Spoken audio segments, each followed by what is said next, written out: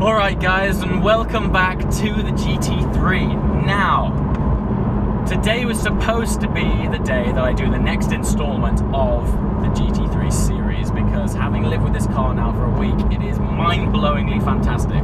However, if you've been watching my videos from the start, you'll notice that there's been this annoying underlying theme that has accompanied me every step of the way, and that's been the weather. And every time I turn that camera on and get it in a car, it's just something's against me. It's either pouring it down or snowing at times, ice, whatever, you name it, it's there. And I woke up this morning enthusiastic to do the next installment on this GT3. Transpires that it's been raining so hard overnight that the exit from my drive is even flooded, and there's just mud and crap all over the roads. And anyway, what I'm saying is the conditions aren't conducive to what I had in mind for this GT3 to give you guys the best experience of what this thing is like. So needless to say, when I opened the curtains first thing this morning, I was a bit pissed off. But I thought, you know what? I'm going to embrace this situation as best as I can and yeah, make the most of it, because it's not every day that you get a flood outside your doorstep. And I thought, you know what? Rather than introducing the GT3 this time, let's hop in something a bit more appropriate and make the most of these floods. Let's go check it out.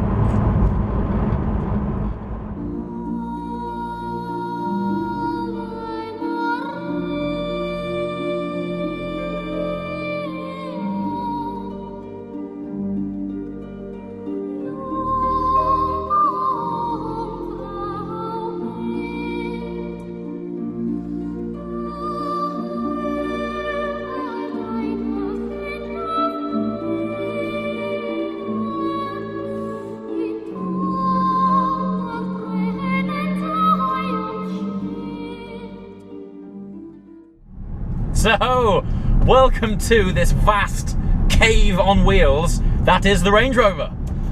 So, I purposely haven't actually featured this car because I've got to be honest, and it might have been a little stupid of me, but I wasn't sure people would be that interested in it. And not because the Range Rover isn't an interesting car, it's more because I've sort of focused on supercars and sports cars that I thought, I don't know, I wasn't sure you guys would be overly interested in it because it's not the most high octane of vehicles.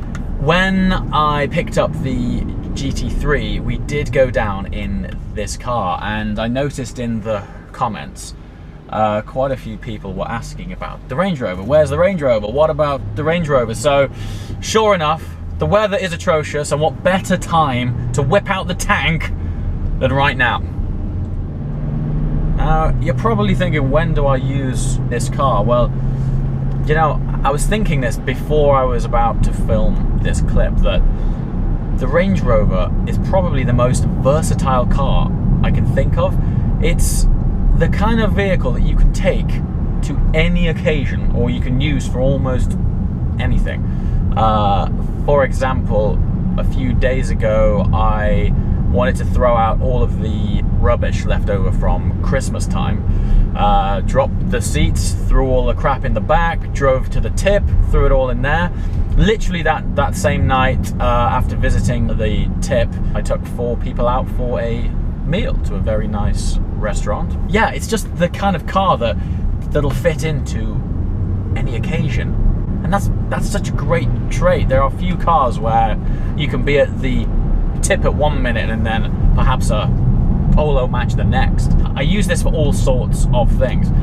Even though I do use the R8 as my daily driver, although I have to be honest, the GT3 is starting to take over that role pretty quickly. Some people would say that I'm mad not to drive this daily, but there is a reason for that, and it's because while this is a fantastic all-round car, it's not the most dynamic of vehicles, and even in my day-to-day driving, I like to have a car which is darty and responsive.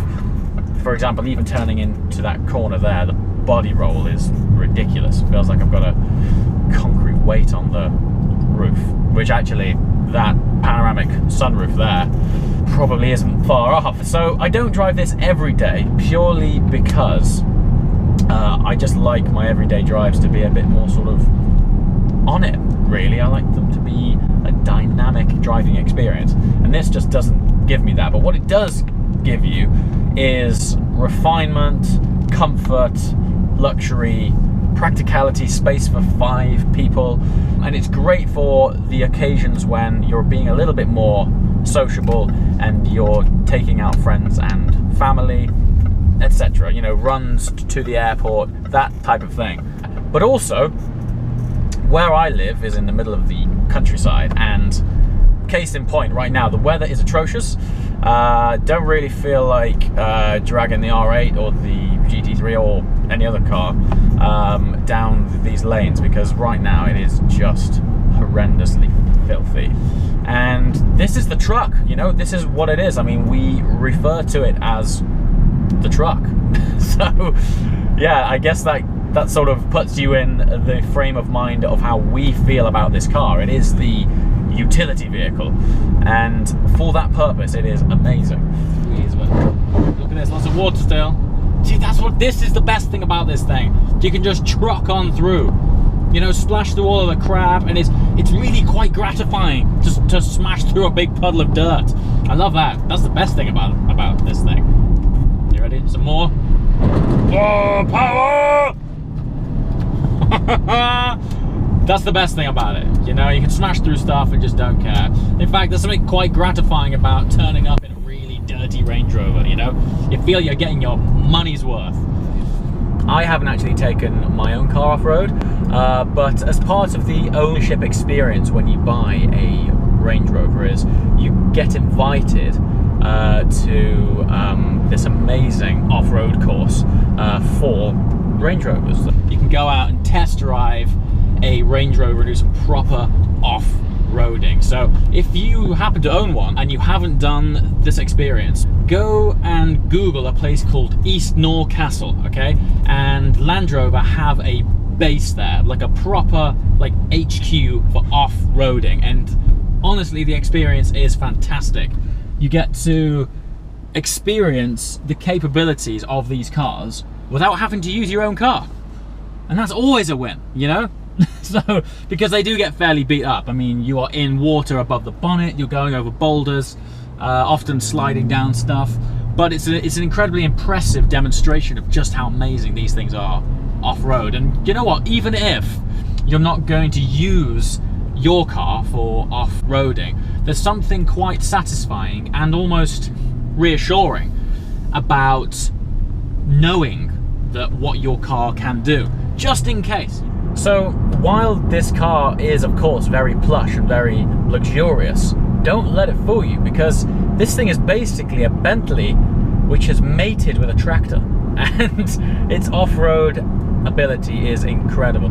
This has software called Terrain Response 2 because I presume it's the second generation of this software.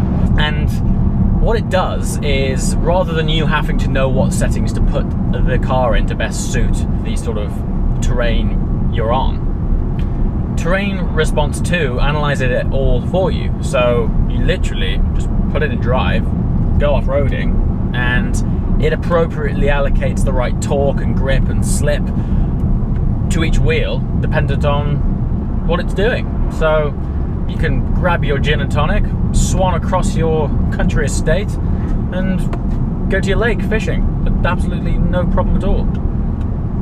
Or you could get off McDonald's car park on the M6 service station when it's snowing. Either way, it's pretty handy stuff.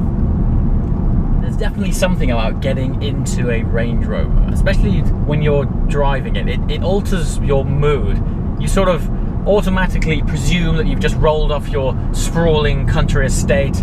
Jeeves has packed your bags and you're off on a destination of glory and Britishness. As one sort of assumes a certain demeanour upon rolling around in the Range Rover. Isn't that right, sir? Jolly good show, old chap. Haha, 4th 2 and whatnot.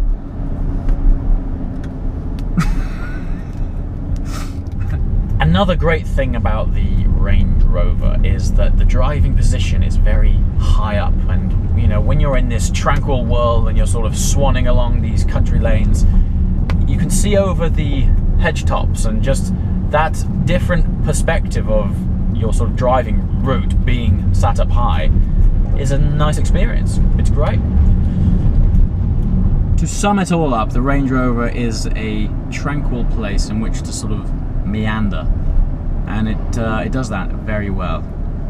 And at the same time, it'll take you off-roading if you want to. Chances are you won't, but it's nice to sort of know it's there. It looks cool too. It does look cool. I mean, there's something, you know, awfully regal about it. You know, corgis and whatnot. As I mentioned, they do slot into any format, and I think that's the best thing about the car, is that it's a very versatile cruiser.